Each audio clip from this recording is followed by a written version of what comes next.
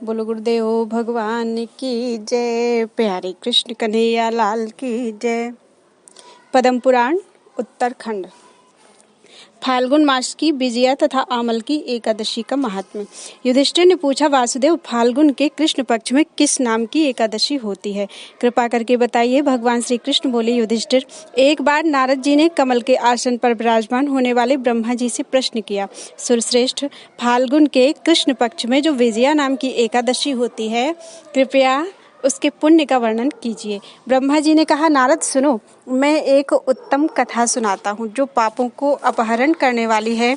यह व्रत बहुत ही प्राचीन, पवित्र और पापनाशक है। यह विजया नाम की एकादशी राजाओं को विजय प्रदान करती है, इसमें तनिक भी संदेह नहीं है।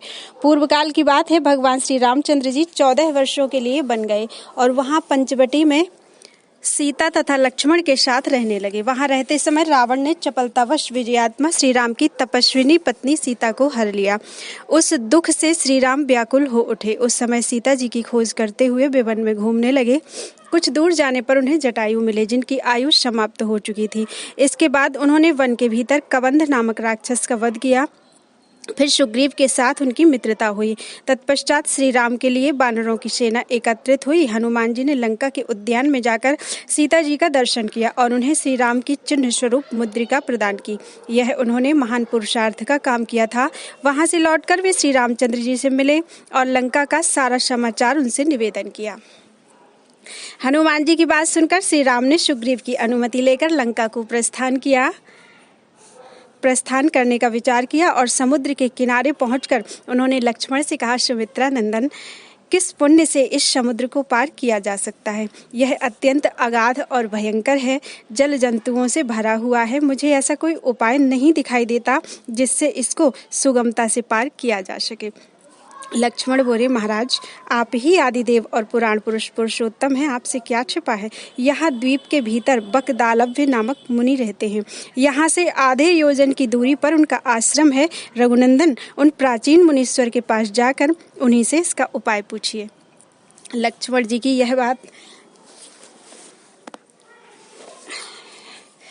यह अत्यंत सुंदर बात सुनकर श्री रामचंद्र जी महामुनि बकदालव्य से मिलने के लिए वहां गए।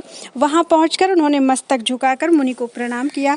मुनि उनको देखते ही पहचान गए कि यह पुराण पुरुषोत्तम श्री राम हैं, जो किसी कारणवश मानव शरीर में अवतीर्ण हुए हैं। उनके आने से महर्षि को बड़ी प्रसन्नता हुई। उन्होंने पूछा, श्री राम, आपका यहाँ कैसे आगमन हुआ? श्री राम बोले, ब्राह्मण, आपकी कृपा से राक्षसों सहित लंका को जीतने के लिए सेना के साथ समुद्र के किनारे आया हूँ। मुने, अब जिस प्रकार समुद्र पार किया जा सके वह उपाय बतलाइए, मुझ पर कृपा कीजिए। बकदालव्य ने कहा, श्री राम, फाल्गुन के कृष्ण पक्ष में जो विजया नाम की एकादशी होती है, उसका व्रत करने से आपकी विजय होगी। निश्चय ही आप अपनी वानर सेना के साथ समुद्र को पार कर लेंगे। राजन, अब इस व्रत की फलदायक विधि सुनिए। 10वीं का दिन आने पर एक कलश स्थापित करें। वह सोने, चांदी, तांबे अथवा मिट्टी का भी हो सकता है। उस कलश को जल से भरकर उसमें पल्लव डाल दें। उसके ऊपर भगवान नारायण के सुवर्णमय विग्रह की स्थापना करें। फिर एकादशी के दिन प्रातः काल स्नान करें। कलश को पुनः स्थिरता पूर्वक स्थापित करें। माला, चंदन, सुपारी तथा नारियल आदि के द्वारा विशेष रूप से उसका पूजन करें। कलश के ऊपर सप्त धान्य और जौ रखें। गंध, धूप, दीप और भांति भांति के नैवेद्य से पूजन करें। कलश के सामने बैठकर वह सारा दिन उत्तम कथा वार्ता आदि के द्वारा व्यतीत करें तथा रात में भी वहां जागरण करें। अखंड व्रत की सिद्धि के लिए घी का दीपक जलाएं। फिर द्वादशी के दिन सूर्योदय होने पर उस कलश को किसी जलाशय के समीप, नदी, झरने या पोखरे के तट पर ले जाकर स्थापित करें और उसकी विधिवत पूजा करके देव प्रतिमा सहित उस कलश को वेदवेत्ता ब्राह्मण के लिए दान कर दे। महाराज, कलश के साथ ही और भी बड़े बड़े दान देने चाहिए। श्री राम, आप अपने यूथपतियों के साथ इस विधि से प्रयत्न पूर्वक विजया का व्रत कीजिए, इससे आपकी विजय होगी। ब्रह्मा जी कहते हैं, नारद, यह सुनकर श्री रामचंद्र जी ने मुनि के कथनानुसार उस समय विजया एकादशी का व्रत किया।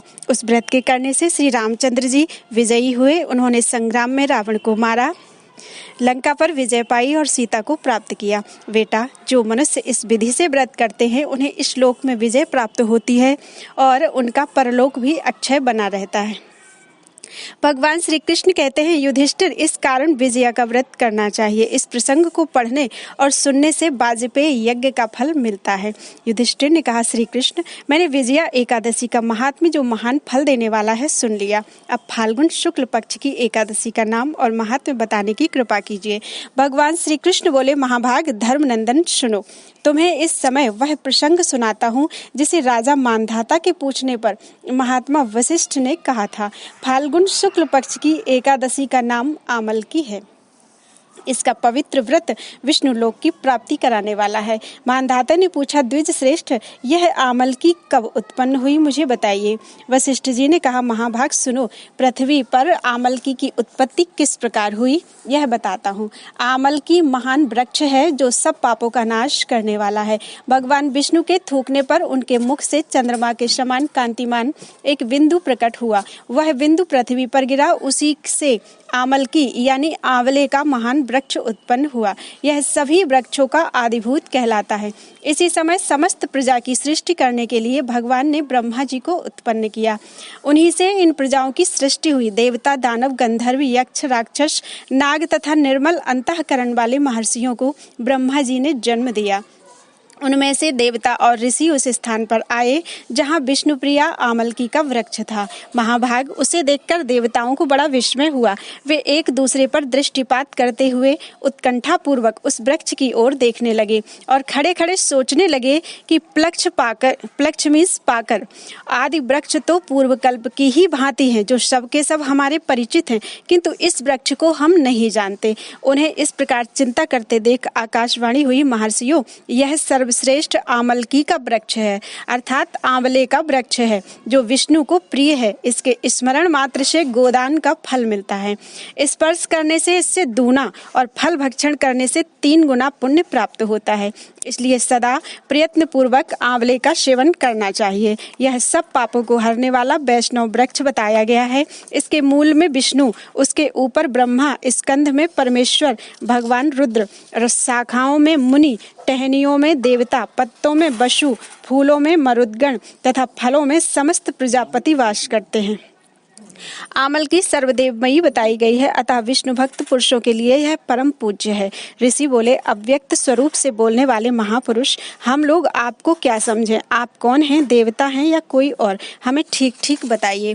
आकाशवाणी हुई, जो संपूर्ण भूतों के कर्ता और समस्त भुवनों के सृष्टा हैं, जिन्हें विद्वान पुरुष भी कठिनता से देख पाते हैं, वही सनातन विष्णु मैं हूँ। देवाधिदेव भगवान विष्णु का कथन सुनकर उन ब्रह्म कुमार महर्षियों के नेत्र आश्चर्य से चकित हो उठे। उन्हें बड़ा विस्मय हुआ।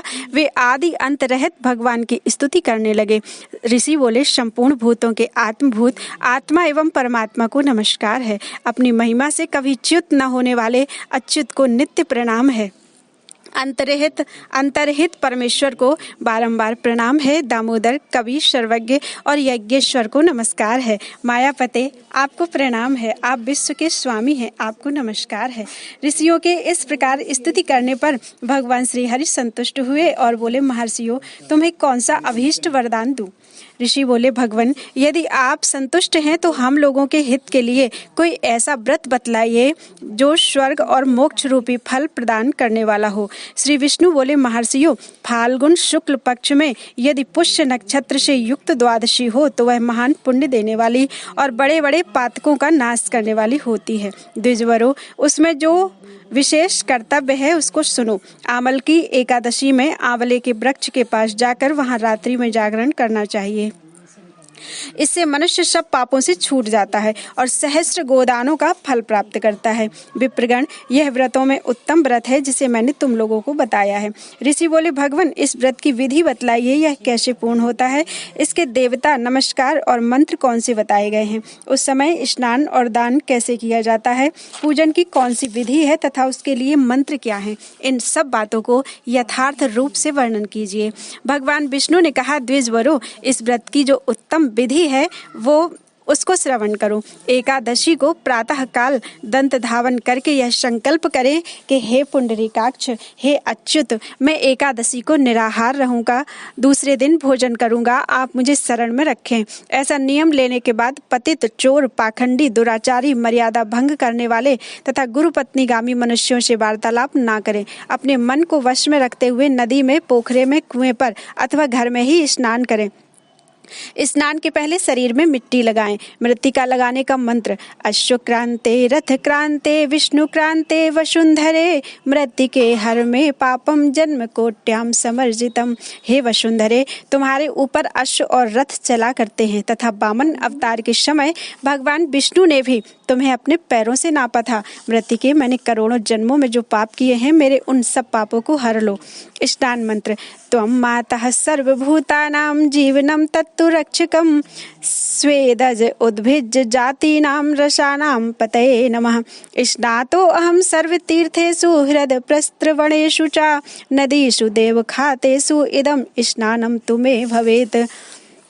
जल की अधिष्ठात्री देवी माता, तुम संपूर्ण भूतों के लिए जीवन हो, वही जीवन जो स्वेदज और उद्भिज जाति के जीवों का भी रक्षक है। तुम रसों की स्वामिनी हो, तुम्हें नमस्कार है। आज मैं संपूर्ण तीर्थों, कुंडों, झरनों, नदियों और देव संबंधी सरोवरों में स्नान कर चुका। मेरा यह स्नान उक्त सभी स्नानों का फल देने वाला हो। विद्वान पुरुष को चाहिए कि वह परशुराम जी की सोने की प्रतिमा बनवाए। प्रतिमा अपनी शक्ति और धन के अनुसार एक या आधे से सुवर्ण की होनी चाहिए। स्नान के पश्चात घर आकर पूजा और हवन करें। इसके बाद सब प्रकार की सामग्री लेकर आंवले के वृक्ष के पास जाएं। वहां वृक्ष के चारों ओर की जमीन झाड़ बुहार कर लीप पोत कर शुद्ध करें। शुद्ध की हुई भूमि में मंत्र पाठ पूर्वक जल से भरे हुए नवीन कलश की स्थापना करें। कलश में पंचरत्न और दिव्य गंध आदि छोड़ दे। श्वेत चंदन से उसको चर्चित करें। कंठ में फूल की माला पहनाएं। सब प्रकार के धूप की सुगंध फैलाएं। जलते हुए दीपकों की श्रेणी सजाकर रखें। तात्पर्य यह है कि सब ओर से सुंदर एवं मनोहर दृश्य उपस्थित करे। पूजा के लिए नवीन छाता, जूता और वस्त्र भी मंगा कर रखे। कलश के ऊपर एक पात्र रखकर उसे दिव्य लाजों यानी खीलों से भर दे। फिर उसके ऊपर सुवर्ण में परशुराम जी की स्थापना करें। विशोकाय नमः कहकर उनके चरणों की, विश्व रूपिणे नमः से दोनों घुटनों की, उग्राय नमः से जांघों की, दामोदराय नमः से कटिभाग की, पद्मनाभाय नमः से उदर की, श्री वत्सधारिणे नमः से वक्षस्थल की, चक्रिणे नमः से बाईं बाह की, गदिने नमः से दाहिनी बाह की, बैकुंठाय नमः से कंठ की, यज्ञमुखाय नमः से मुख की, विशोक निधये नमः से नासिका की, वासुदेवाय नमः से नेत्रों की, वामनाय नमः से ललाट की, सर्वात्मने नमः से संपूर्ण अंगों तथा मस्तक की पूजा करें। ये ही पूजा के मंत्र हैं। तदनंतर भक्ति युक्त चित्त से शुद्ध फल के द्वारा देवादिदेव परशुराम जी को अर्घ्य प्रदान करें। अर्घ्य का मंत्र इस प्रकार है: नमस्ते देव देवेश जामदग्ने नमोस्तुते ग्रहणार्घ्यमिमं दत्त माम अलक्यायुतम हरे।